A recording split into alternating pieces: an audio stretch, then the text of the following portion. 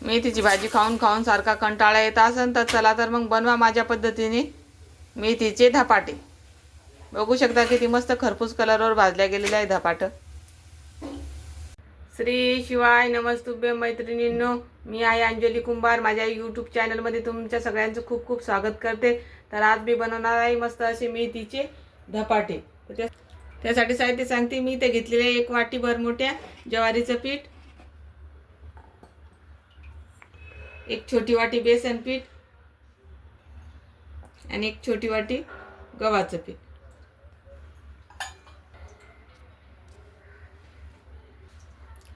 पीठ छान मिक्स करून घ्यायचं.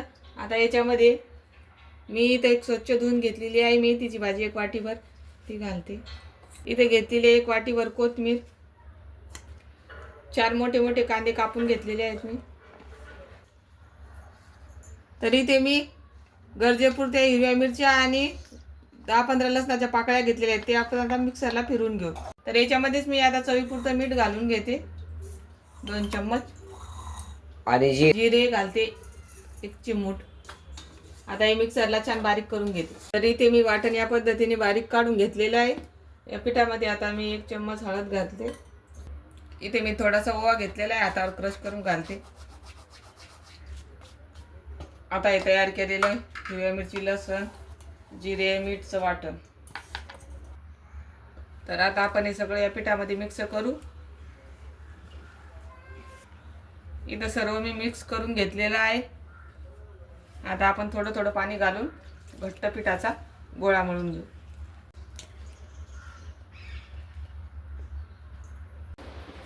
तर बघू शकता या पद्धतीने मी घट्टसर पीठ मळून ठेवलेलं आहे. आता आपण हे 15-20 मिनिटं असंच ठेवू आणि नंतर धपाटे करायला घेऊ. तर 15-20 मिनिटं झालेली आहेत आणि पीठ छान सेट झालेलं आहे. आता आपण धपाटे करून घेऊ. त्यासाठी मी इथं एक कॉटनचा कपडा घेतलेला आहे. तो असा पाण्यामध्ये बुडून कोलपाटावर टाकायचा आणि याच्यावर थोडंसं पाणी घालायचं. तर धपाटे करण्यासाठी मी इथं एवढं पीठ घेतलेलं आहे.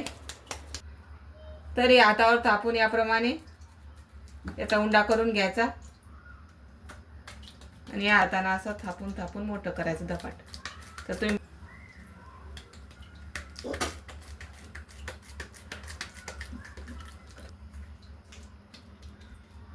तर बघू शकता या पद्धतीने मी धपाटा थापून घेतलेला आहे.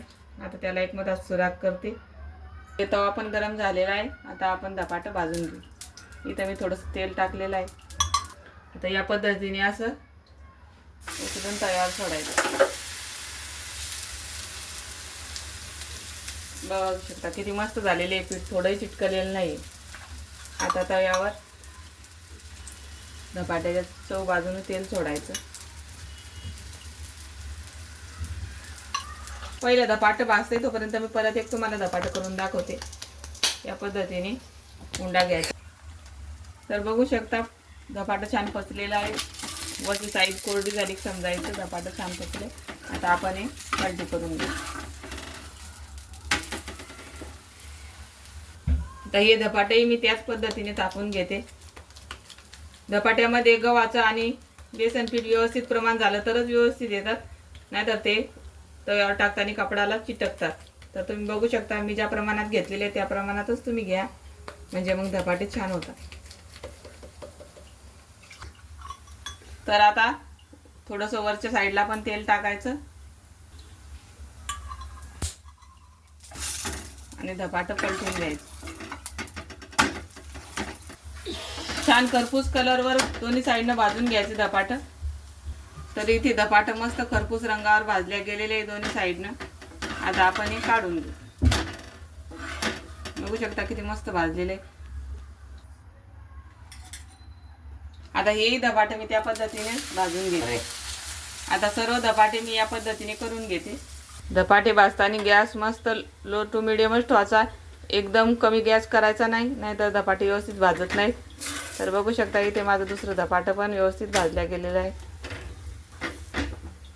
तर इथे माझं धपाटं दुसरंही भाजून झालेलं आहे. आता आपण हे पण काढून घेऊ. तयार झालेले आहेत आपले मस्त असे मेथीचे धपाटे. तर आता आपण हे सर्व करू. मेथीचे धपाटे आणि त्यासोबत मस्त असं थंडगार दही काय मस्त लागते मेथीचे धपाटे आणि दही.